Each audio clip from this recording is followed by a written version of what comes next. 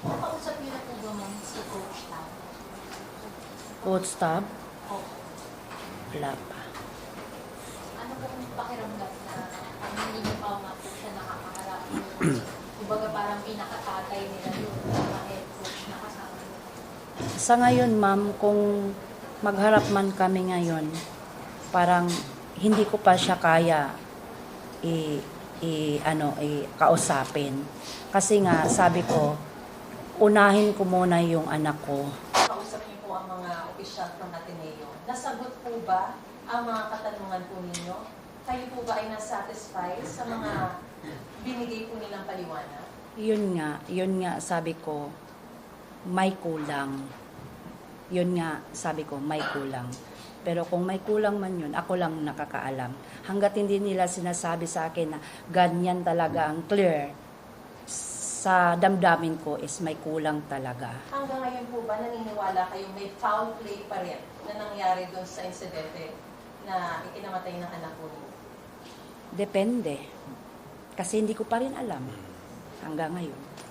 Ang sinasabi po ng police parang wala naman daw pong pasa. Pero kayo po ba personally, after seeing your son, nakita niyo po ba talagang may mga pasa? May pasa siya dito, sa likod, sa kamay, sa paa. May pasa siya.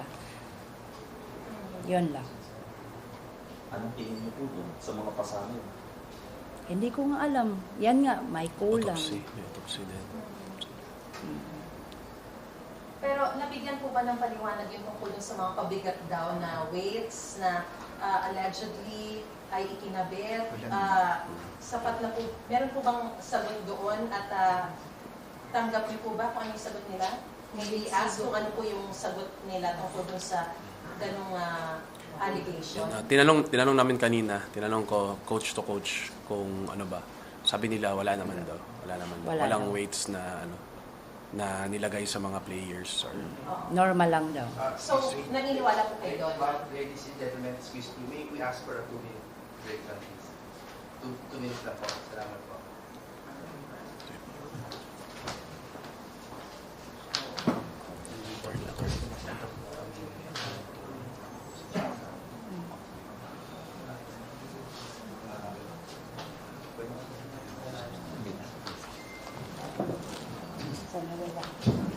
Sige.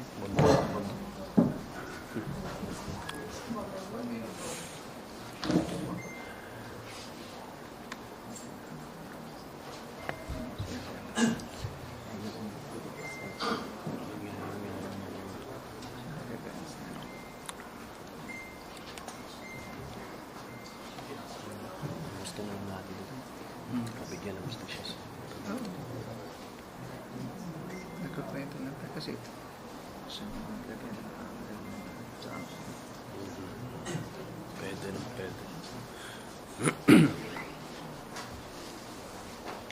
Ma'am? Ano na po Ma'am, tulong ang meron pinili? pong lumabas po na report ngayon, yung pong inyong pong anak, pasensya na po, namatay po sa asphyxia by drowning, batay po sa medical legal report ng Aurora Provincial Police Office. May we get your reaction? Hindi pa yan dumating sa amin na report, no? hindi pa natin nakita. Hindi pa. Wala pong ako mausap sa inyo from Aurora Police. Wala pa. Yan lang sila ngayon lang. Pero hindi ko pa sila nakausap talaga ng maayos. Asphyxia means nawalan ng oxygen, nawalan ng himno. Sir, may mo kung saan po nanggaling yung info na may ambulance weights? Kung saan po? Actually sa social media lang din po. Social media lang din. Ma'am, nabanggit niyo po kanina na may nag-warn, kumbaga dun sa Ateneo team na iinom doon kanina, baka delikado yung alon. Sino po yung taga-LGU po ba or taga-resort? And ano po yung yun? Parang nabanggit niyo, chinek niyo, still yung ba? Ma'am, hindi ko po alam, ma'am. Kasi yan lang narinig ko na may nagsabi daw sa kanila. Kaya tinanong ko sila kung totoo ba. Yun lang. Ma'am, anong reaction niya na pag-investiga na rin ng DILG, ang PNP, at ang NBI? Ano pong yung reaction po na marami nang mag-investiga? Hindi pa ako makapagsalita ng ganun. Kasi wala pa talaga akong ano. Yung ang inisip ko lang na yung anak ko muna uunahin ko. Coach, sorry, Sir Kuman. Based on your experience po ba, kasi nga, yun nga, ang dami talagang lumalabas sa social media ngayon na parang sobrang expensive daw talaga ng training, parang hindi siya common.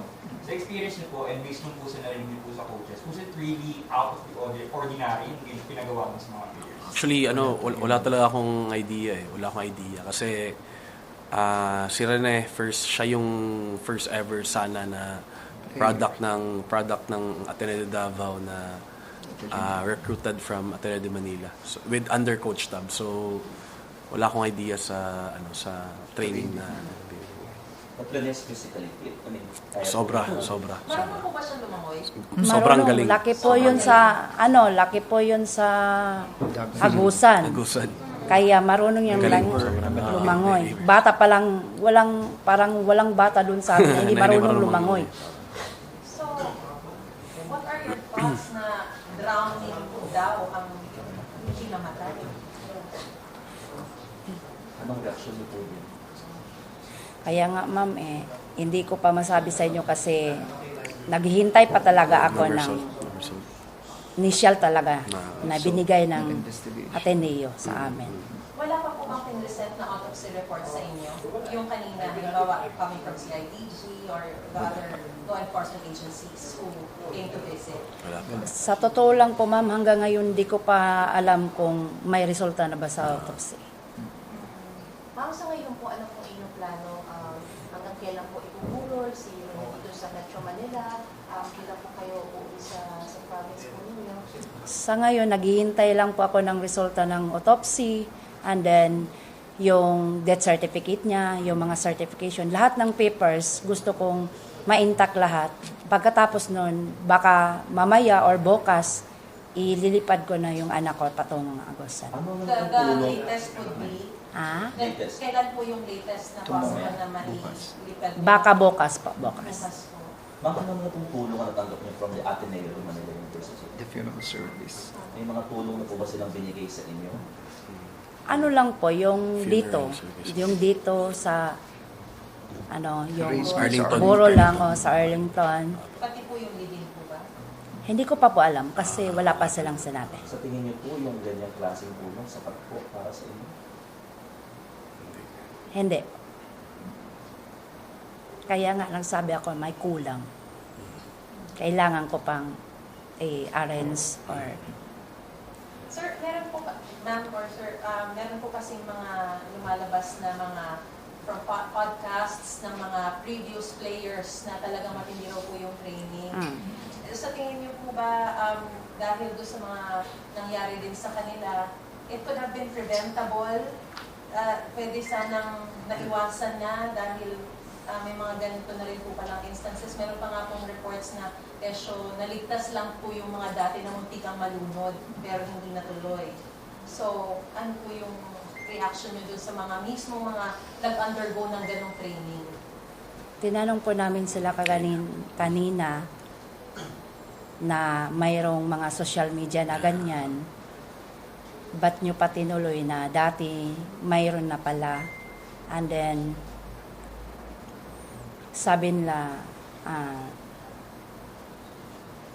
nag-start daw yun yung 2017, 2007. 2017. And then, yun, ginagawa nila doon. Pero, pag tanong ko ulit, wala na silang salita. Ba't sila nang balik doon? Yung explanation po nila is, tama po na since 2017, nandun na sila sa Baler. So, yung mga yung mga videos online daw na kumakalat na yes, totoo yun, nangyari daw talaga yun dati, pero through the years parang ini-improve daw nila na parang mas hindi na safer. mas safer yung kaya parang sa kanila din parang first time din talaga na kahit since 2017 until now first time nangyari yung every year daw nila ginagawa pero first time daw to na may mga namatay. Tay, pwede po ba kayong hingan din ng maikling kahit na statement lang po po dito sa nangyayari. You've been very silent. Alam po namin na kayo rin po mismo ay nananagoy at nagdadalang hati rin po. Ayaw daw niya salita. Understand? Ma'am, sabi niyo may kakulangan. Ano gusto niyo sabihin sa Ateneo de Manila University? Sana mabigyan nila ng ng complete na sa akin yung lahat na tinanong ko sa kanila. Information. Ma-clear talaga. Masagot talaga nila. Yan. Ma'am, na-explain din po ba na parang kayo kinailangan niyo pa po atang lumapit sa LGU para lang makalipad dito? Parang na-explain din po ba ng Ateneo kung bakit hindi kayo agad din napuntahan, nadala dito? Kaya nga yun, sabi ko, yun, isa na yun na may kulang. May kulang sa nila. Kasi hindi nila ako tinawagan, hindi sila nag-contact sa akin mula nung namatay yung anak ko. Hinintay pa talaga nila na kanina pa nasagot yung Kaya yung governor doon sa amin, siya na sa amin bigay ng tulong para makapunta ako dito. At saka yung congressman po namin, sila po nagbigay ng tulong dito sa amin. Tapos, Sige, ma'am, tawag ka ma'am. Makausap niyo na po ba, ma'am, si Coach Tam? Coach Tab, Opo. wala pa. Ano po kung pakiramdam na parang hindi niyo pa nga po siya nakakaharap? Kumbaga parang pinakatatay nila yung mga head coach na kasama niyo. Sa ngayon, ma'am, kung magharap man kami ngayon, parang hindi ko pa siya kaya kausapin. Kasi nga, sabi ko, unahin ko muna yung anak ko. Ko muna yung niya, borol, lahat. Unahin ko muna yung anak ko. Kasi kung mag-uusap pa kami, matagalan pa ako dito. Kung siguro may contact naman siguro sila sa akin. Kung gusto nila makiusap sa akin, ganyan. Pero sa ngayon, hindi pa rin nila sinabi sa akin na makipag-usap sila sa akin. Ma'am, kung sa grupo ng inyong anak, tsaka po ni Aditi, wala rin po bang nakipag-usap sa inyo? Like, anong kwento, kung ano po yung nangyari nung naganap yung incident? Yung Kanina. teammates, wala. Pero yung coaches kanina, yun yung Andun yun sa- lang nagsalita sa amin. Yung po coach na yun, kasama din po sa tinutulungan? Kasama daw po siya. Yung dalawang coach. Ano po yung binanggit nila sa inyo, ma'am? Yun nga, ang aksidente lang daw talaga. Ma'am, sa pakikipag-usap niyo with Ateneo kanina, did they at least give an assurance na tutulong sila sa any plans or decisions na with regards to yung staff? Sinabi nila na kung sila daw ng transpo doon sa pauwi at saka dito, sila daw, magsabi lang po daw ako. Yan lang po. Pero bukod po dun sa assistance na gano'n, meron po ba silang assurance na they will also have this incident investigated? At nagbigay po ba sila ng assurance na wala silang pagtatakpan kung sakasakaling meron ng something na nangyari aside from accident? Wala. Parang wala silang sinabi kanina sa kanya. Do you want to have, or at least, yun po ba yung inaasahan nyo sa kanila? Isa din pa. Ma'am, sorry po sa tanong. Kayo po ba yung dismayadong galit sa Ateneo? Sa ngayon, normal. Kasi Kamatayan. kahit sino sa atin, hindi natin yan matanggap. And then, pag Ateneo ang pinag-uusapan, parang isa din yung anak ko Atenista. And then, doon din siya sumikat. So, Ngayon, masasabi ko lang, depende na lang yun kung ano talaga ang masabi or ano ang clear, yan lang masabi ko. Ma'am, nandito po si Attorney Jimmy Bondoc. Siya po ba ang inyong legal counsel? Tumutulong. Tumutulong po, tumutulong. Po si Attorney Torion. Pinadala sila ni governor para kung ano mang mga papilis na papermahan sa akin, sila yung magbabasa bago ako pumirma. Yan lang po. So, ibig sabihin, ma'am, moving forward, darating din tayo sa punto na magkakakasuhan din kung sakasakali. Hindi ko pa alam ngayon. Basta ang alam ko lang, isa lang alam ko ngayon, yung anak ko lang muna, uunahin ko. Bago ako mag-step kung anong gusto kong step. Kasi nag-asa pa ako ng exactly na nila, na bigay na info sa akin. Ma'am, pasensya na po. Sumama po kasi yung mga teammates na dito sa press ko na ito. Pwede rin po ba silang magbigay ng pahayag kung ano ba talaga nangyari doon sa... Hindi, ano yan, players ko sa Davao. Players ko sa Davao. Teammates yan sa Davao. Players ko sa Davao. So, meron kayong gustong ipahayag or... Aaron.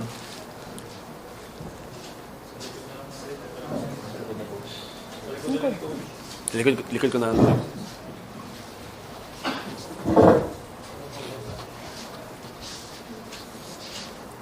daw masasabi niya about Rene? Ano masasabi niya about Rene? Ikaw muna, Aaron. Unang-una, nung nalaman ko yung balita, napakasakit kasi teammates ko siya sa Davao at yung first na nag-enter kami ng Ateneo Davao, 3 lang po kami bago siya at si Bayan Ban. Tapos nung nalaman ko, parang napakasakit kasi parang hindi ko na siya teammate, para ko na siyang brother eh. Kasi sa 2 taon na nagsama kami, grabe yung experiences, yung challenges namin, sama-sama kami sa games or sa kahit anumang lakad, kasama ko siya palagi, ganun. Kaya nung nalaman ko na wala na siya, parang napakasakit talaga. Super. Ikaw naman, Damag. Para sa akin, napakasakit tsaka napakalungkot kasi knowing that Rene is such a good friend. Napakabait kasi ni Bobet. Tapos, yun. Nung nalaman namin, gano'n lang nangyari sa kanya. So, as teammates, alam namin kung gaano ka mabuting tao si Bobet. So, ayun, napakasakit talaga para sa amin. Ma'am and coach po, meron din po kasing calls ngayon. May mga panawagan po online din na sana kahit man lang habang ongoing yung investigasyon, na pwedeng masuspend muna yung coaching staff, sila coach staff, para not naman determining guilt, pero para hindi lang din po maka-influence if ever sa investigasyon. Parang sa tingin niyo po ba, necessary po ba yun na That's not for us. may suspension na? That's not for us to decide. For me, ma'am, hindi naman sa amin to decide yan. Ang amin lang talaga is sana mabigay lang kung anong para kay Rene and sa family na mga Batercon. Kayo po, ma'am. Sa tingin niyo po ba, may masuspend muna po dapat yung mga in charge po noong sa training na habang iniimbestigahan?